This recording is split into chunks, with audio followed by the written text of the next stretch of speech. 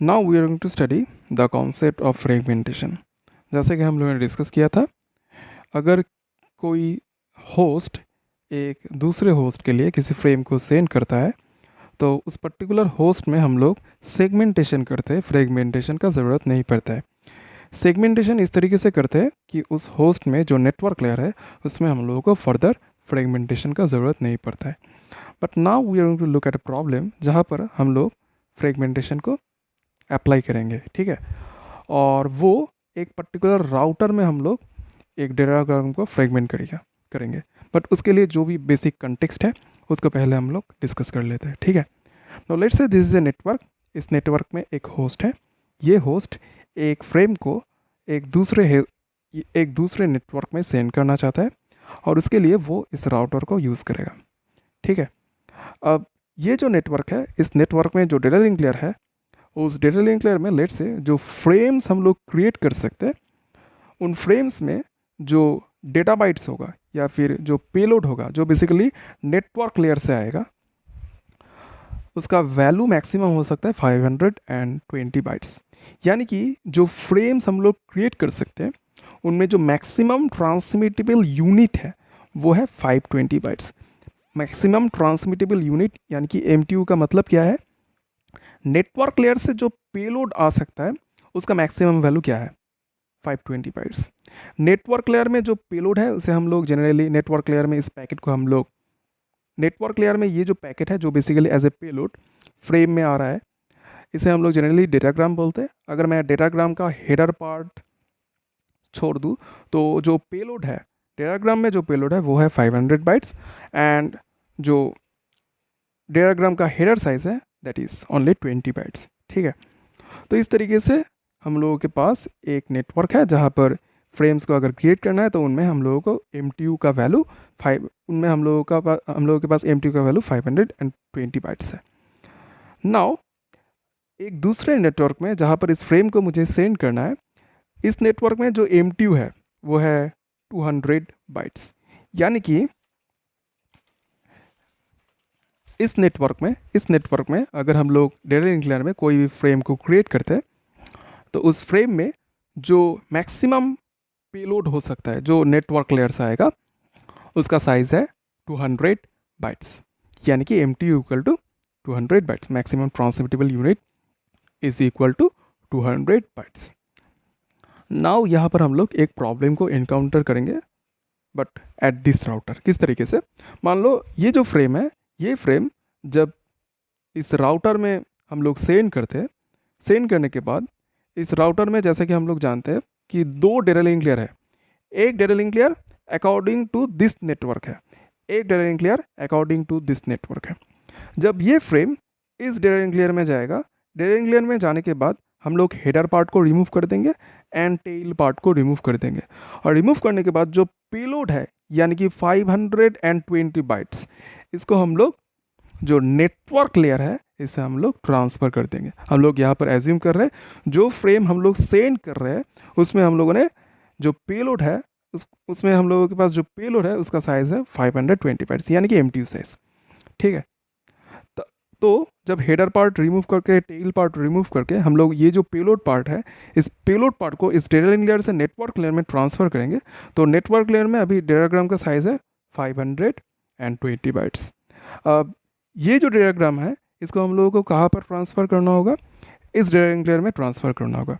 अब ये जो डेटा लिंक लेयर है वो data link layer according to this network है। इस डेटा लिंक लेयर में अगर कोई भी पेलोड को इस राउटर का, ये जो डेटा लिंक लेयर है जो अकॉर्डिंग टू दिस नेटवर्क है, इस डेटा लिंक लेयर में अगर नेटवर्क लेयर से कोई भी पेलोड आता है तो उस पेलोड का मैक्सिमम साइज क्या हो सकता है? वो है 200 बाइट्स। क्यों ऐसा? क्योंकि इस नेटवर्क का MTU वैल्यू है 200 बाइट्स और इस नेटवर्क के अकॉर्डिंग ये डेटा लिंक लेयर फंक्शन करेगा। तो इस डेटा लिंक लेयर में अगर कोई भी पेलोड आएगा तो उसका मैक्सिमम साइज क्या हो सकता है? 200 बाइट्स। कोई भी पेलोड अगर 200 बाइट्स का कोई भी अगर पेलोड आता है तो डेटा लिंक लेयर एक हेडर ऐड करेगा, एक टेल ऐड करेगा और उस फ्रेम को इस नेटवर्क में सेंड कर देगा। But here is a problem. किस तरीके का प्रॉब्लम? ये जो पेलोड जो नेटवर्क लेयर से इस डेटा लिंक लेयर में आएगा, इस पेलोड का वैल्यू क्या है? 520 बाइट्स। क्या इस पेलोड को हम लोग इस डेटा लिंक लेयर में ट्रांसफ़र कर सकते हैं? And the answer to the question is no, we can not. Why is this so? जैसे कि हम लोगों ने डिस्कस किया कि ये डेटा लिंक लेयर 200 बाइट्स या फिर उससे कम कोई भी पेलोड को सपोर्ट कर सकता है, बट 200 बाइट्स से ज़्यादा यानी कि 520 बाइट्स का पेलोड ये डेटा लिंक लेयर सपोर्ट नहीं करेगा। इन दैट सिनेरियो हम लोग क्या करेंगे, ये जो डेटाग्राम है इसको हम लोग फ्रेगमेंट करेंगे। टेक्निक क्या है? फ्रेगमेंटेशन। तो बेसिक आइडिया क्या है? बेसिक आइडिया यही है कि ये जो डेटाग्राम है इसको मल्टीपल फ्रेगमेंट्स में डिवाइड कर दो और उन फ्रेगमेंट्स को इस तरीके से क्रिएट करो ताकि ये जो डेटा लिंक लेयर है उन फ्रेगमेंट्स को एज ए पेलोड एक्सेप्ट कर पाए। किस तरीके से? ये जो 520 बाइट्स है इसको अगर हम लोग मल्टीपल फ्रेगमेंट्स में डिवाइड करते हैं तो उन फ्रेगमेंट्स का स्ट्रक्चर क्या होगा, that we need to discuss. तो ये जो 520 बाइट्स का डेटाग्राम है इसको मैं बेसिकली 3 फ्रेगमेंट्स में डिवाइड कर सकता हूँ और हर एक जो फ्रेगमेंट हम लोग क्रिएट करेंगे उनमें जो टोटल नंबर ऑफ बाइट्स होगा वो 200 बाइट्स से कम होगा। ठीक है, जैसे कि हम लोग देख सकते हैं यहाँ पर 20 बाइट्स का एक हेडर है, यानी कि इस फ्रेगमेंट को जब मैंने डिवाइड किया, डिवाइड करने के बाद इस तरीके से 3 फ्रेगमेंट्स क्रिएट हुआ और हर एक फ्रेगमेंट में पहले एक 20 बाइट्स का हेडर है, उसके बाद पेलोड पार्ट है। ठीक है, यानी कि 180 बाइट्स का डेटा पार्ट है, उसके बाद फिर से 20 बाइट्स का एक हेडर है, 180 बाइट्स का डेटा पार्ट है, 20 बाइट्स का हेडर एंड 140 बाइट्स का एक डेटा पार्ट है। तो ये जो फ्रेगमेंट्स हम लोगों ने क्रिएट किया फ्रॉम दिस डायग्राम, तो इसको हम लोगों ने बेसिक कौन से टेक्निक से क्रिएट किया है। एज वी कैन सी कि जो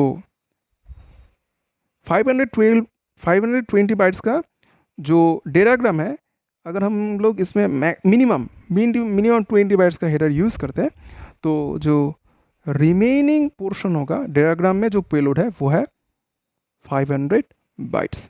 ठीक है, अब ये जो 500 बाइट्स है इस 500 बाइट्स को हम लोगों ने 180 बाइट्स, 180 बाइट्स एंड 140 बाइट्स इस तरीके से डिवाइड किया है। 180 plus 180 plus 140 is equal to 500।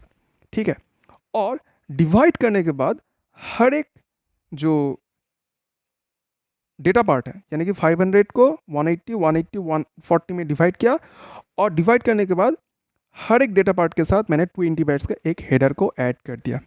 ठीक है, ये जो हेडर हम लोग ऐड कर रहे हैं इसमें स्ट्रक्चर क्या है, इसमें कौन सा फील्ड का, डिफरेंट फील्ड्स का वैल्यू क्या है, वो भी हम लोग डिस्कस करेंगे।